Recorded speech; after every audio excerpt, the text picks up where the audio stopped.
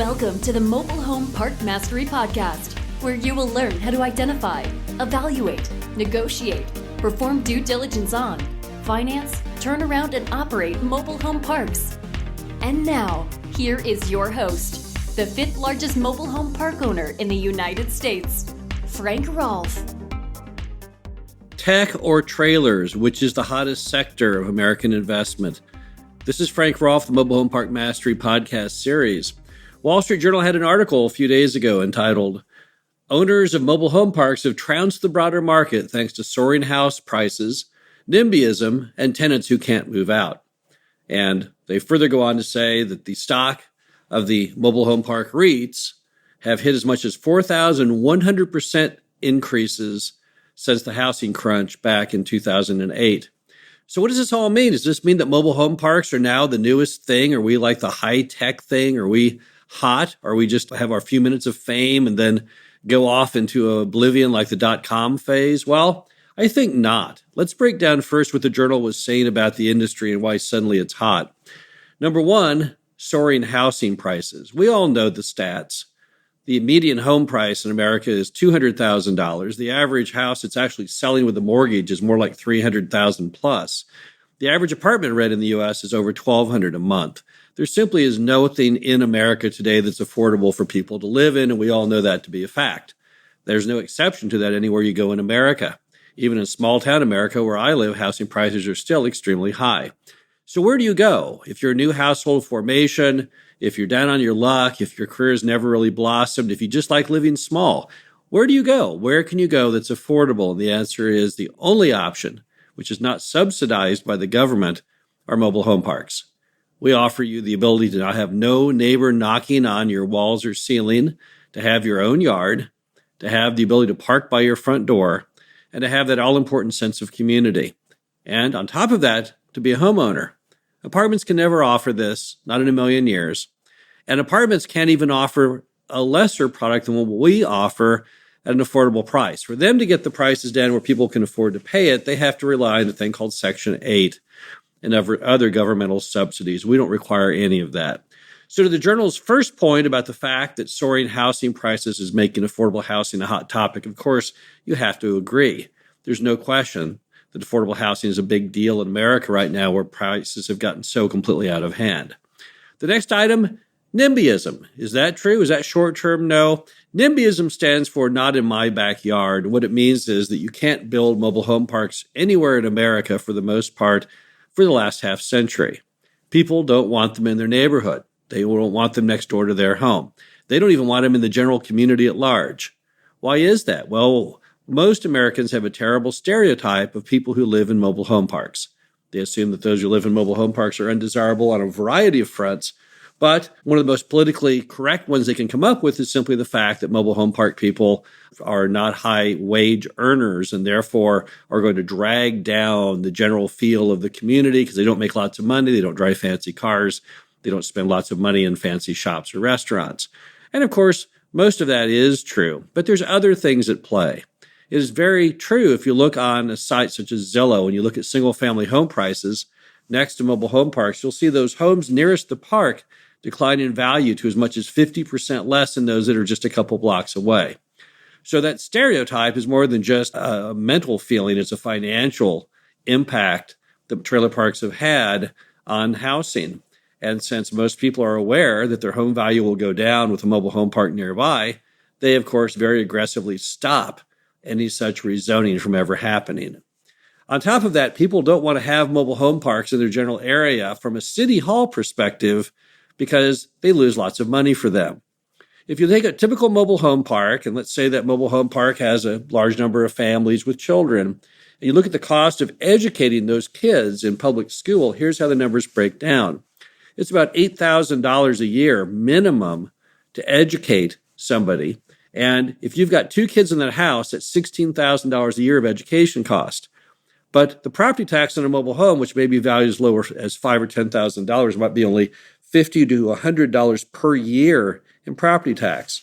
At the greater real estate, the lot that it sits on, let's say that's valued at $50,000, well, that's only $500. So basically, the park owner and the tenant are paying in about $600 a month in tax but yet they're dragging out $16,000 in cost. And that doesn't even include any other program. It doesn't include uninsured medical care or any other social service. So as you can see, NIMBY extends not only to people in the city who don't want mobile home parks there, but also goes on to include City Hall, which additionally doesn't want any mobile home parks there. So the Wall Street Journal is correct. NIMBYism has created this unusual sector of real estate which has no competition.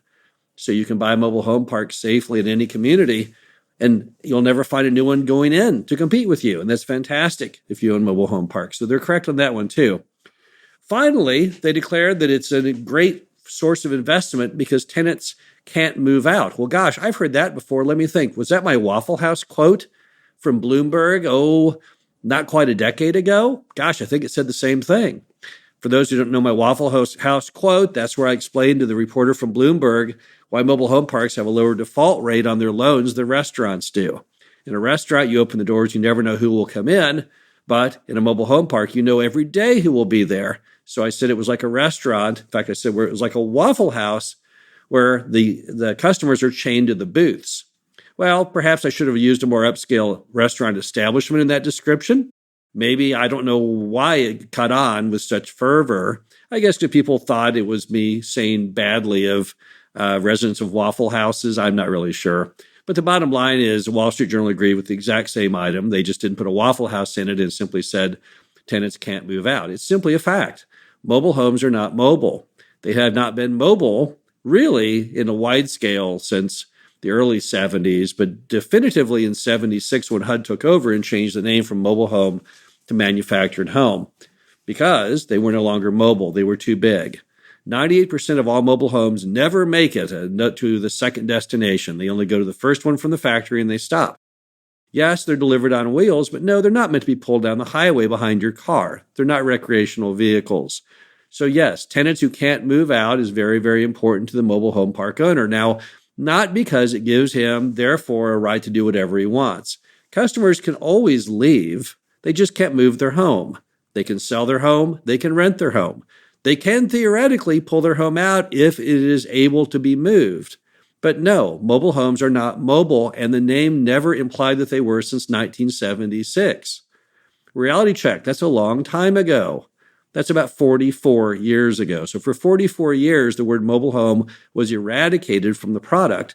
Didn't stop Americans from using the name because mobile home, a lot easier to say than manufactured home.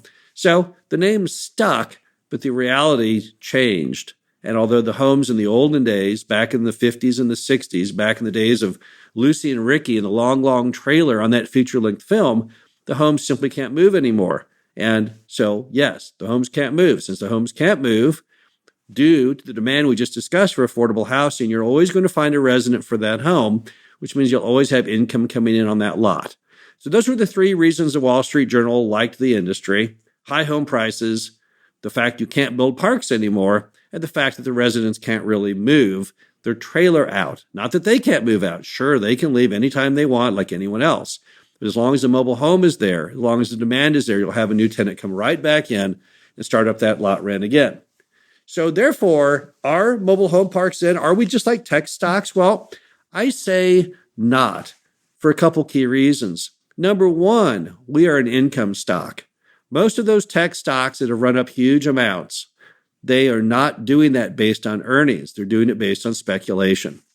Way, way too many of the mobile home parks in the United States, as we all know, are making money, while many of these tech stocks have never made money. Think of some of the largest names in technology.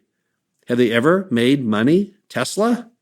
Uber? Any of these? The answer is no.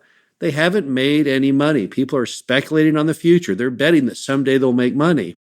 But REITs are different. REITs are based on income. Don't make any money, won't be any value in that REIT. Very little speculation is put into the numbers of the REITs. So as a result, you can't really compare mobile home park REITs to tech stocks because we're based on income. And that's a very, very important thing. That's what caused the dot-com bust, as everyone will recall. People were betting huge amounts of money on entities that didn't make any money. In fact, lost money with aggressiveness. Very, very big difference. Number two, we've always been underappreciated as an industry. The reason that those REITs were able to soar 4,100% was simply because they weren't appreciated before. If they'd been fully appreciated back in the day, then their stock would have already been fairly healthily high, and you wouldn't have had that big a jump. But because everyone has been beating on the whole idea of trailer parks for literally half a century now, they've beaten down not only the residents and the owners of these things, but also the REITs. People never took those REITs seriously. Apartment REITs, office REITs, even self-storage REITs of all things, those had investor confidence. People liked them. They liked the sector, felt good about them. Trailer park REITs, mobile home park REITs, whatever you want to call them, nobody cared. There couldn't have been less love at a Rodney Dangerfield stand-up comedian section. So basically what's happened is you had this horrible, underappreciated sector of mobile home park REITs that finally has earned, and rightfully so, the appreciation and the attention of Wall Street. So what you're seeing here is really just a perception change, not an economic change, merely the way people look at these REITs. And thankfully, finally, people are giving them the respect they deserve and understanding that based on a lot of reasons, they are, in fact, the hottest sector in American real estate and will remain that way, but not for speculation purposes, not because of their 5 minutes of fame, not because of a fad, simply because they've been doing a very important service to America, providing non-subsidized affordable housing, been doing a good job of it, and finally people are waking up and respecting the fact that they do a good job, that they make money, and they are worthy of investment. This is Frank Rolfe, the Mobile Home Park Mastery podcast series. Talk to you again soon. Thank you for listening to the Mobile Home Park Mastery podcast. Be sure to visit us at mhpmastery.com to subscribe to the show, read our show transcriptions, and access all of our great information on mobile home park investing.